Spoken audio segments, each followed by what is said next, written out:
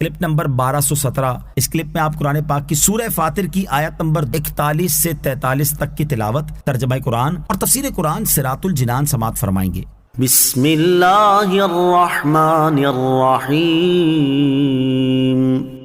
ترجمہ، اللہ کے نام سے شروع جو نہایت مہربان رحمت والا ہے۔ ان اللہ یمسک السماوات والارض ان تزولا وَلَئِن زَالَتَا إِنْ أَمْسَكَهُمَا مِنْ أَحَدٍ مِّن بَعْدِهِ إِنَّهُ كَانَ حَلِيمًا غَفُورًا۔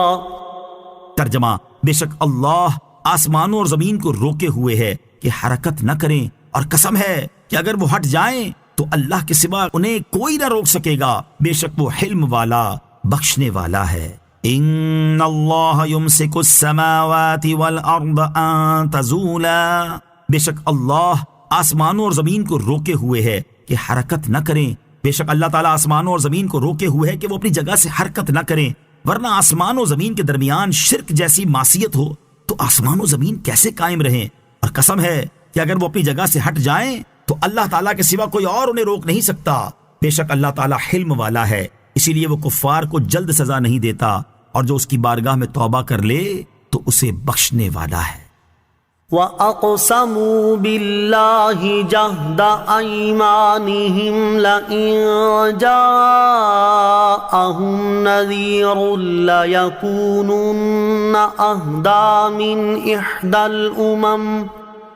فَلَمَّا جَاءَهُمْ نَذِيرٌ مَا زَادَهُمْ إِلَّا نُفُورًا۔ ترجمہ،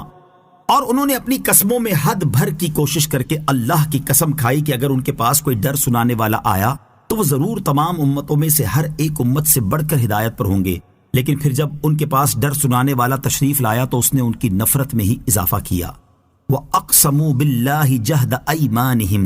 اور انہوں نے اپنی قسموں میں حد بھر کی کوشش کر کے اللہ کی قسم کھائی۔ نبی کریم علیہ الصلوۃ والسلام کی بعثت سے پہلے قریش نے یہودیوں اور عیسائیوں کے اپنے رسولوں کو نہ ماننے اور ان کے جھٹلانے کے بارے میں کہا تھا کہ اللہ تعالیٰ ان پر لعنت کرے کہ ان کے پاس اللہ تعالیٰ کی طرف سے رسول آئے اور انہوں نے انہیں جھٹلایا اور نہ مانا۔ خدا کی قسم، اگر ہمارے پاس کوئی رسول آئے تو ہم ان سے زیادہ راہ راست پر ہوں گے اور اس رسول کو ماننے میں ان کے بہتر گروہ پر سبقت لے جائیں گے، لیکن جب ان کے پاس حضور سید المرسلین علیہ الصلوۃ والسلام کی رونق افروزی اور جلوہ آرائی ہوئی تو حق و ہدایت سے ان کی نفرت اور دوری میں ہی اضافہ ہوا۔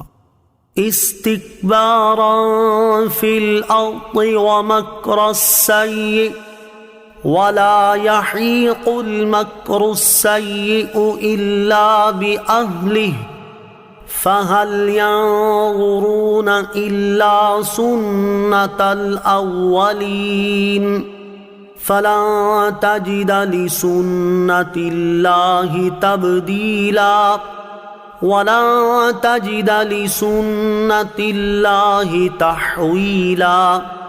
ترجمہ، زمین میں بڑائی چاہنے اور برا مکر و فریب کرنے کی وجہ سے وہ ایمان نہ لائے اور برا مکر و فریب اپنے چلنے والے ہی پر پڑتا ہے تو وہ پہلے لوگوں کے دستور ہی کا انتظار کر رہے ہیں، تو تم ہرگز اللہ کے دستور کے لیے تبدیلی نہیں پاؤ گے اور ہرگز اللہ کے قانون کے لیے ٹالنا نہ پاؤ گے۔ استکبارا فی الارض ومکر السیئ، زمین میں بڑائی چاہنے اور برا مکر و فریب کرنے کی وجہ سے وہ ایمان نہ لائے۔ اس آیت کا ایک معنی یہ ہے کہ زمین میں بڑائی چاہنے اور برا مکر و فریب کرنے کی وجہ سے حق و ہدایت سے کفار قریش کی نفرت میں ہی اضافہ ہوا۔ دوسرا معنی یہ ہے کہ جب کفار کے پاس تاجدار رسالت صلی اللہ تعالی علیہ وسلم تشریف لائے تو حق و ہدایت سے ان کی نفرت، ایمان لانے سے تکبر اور برا مکر و فریب کرنے میں ہی اضافہ ہوا۔ برے مکر و فریب کے بارے میں ایک قول یہ ہے کہ اس سے مراد شرک اور کفر ہے، دوسرا قول یہ ہے کہ اس سے مراد رسول کریم علیہ الصلوۃ والسلام کے ساتھ مکر و فریب کرنا ہے۔ تکبر کیسی بیماری ہے؟ اس آیت سے معلوم ہوا کہ تکبر و غرور ایسی بری بیماری ہے کہ اس کی وجہ سے انسان نبی کی پیروی سے محروم رہتا ہے،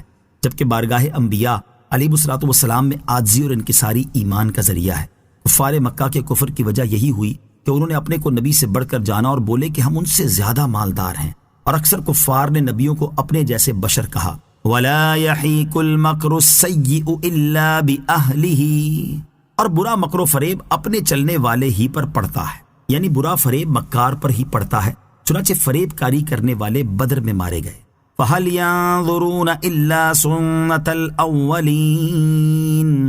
تو وہ پہلے لوگوں کے دستور ہی کا انتظار کر رہے ہیں۔ یہاں بیان فرمایا کہ اے حبیب علیہ الصلوۃ والسلام، یہ کفار آپ کو جھٹلا کر اس بات کا انتظار کر رہے ہیں کہ جس طرح ان سے پہلے رسولوں کو جھٹلانے والوں پر عذاب نازل ہوا اسی طرح ان پر بھی عذاب نازل ہو۔ اس کے بعد فرمایا کہ رسولوں کو جھٹلانے والے کے بارے میں اللہ تعالیٰ کے عذاب کا دستور تبدیل نہیں ہوتا اور نہ ہی وہ اپنے وقت سے ٹلتا ہے، بلکہ وہ لازمی طور پر پورا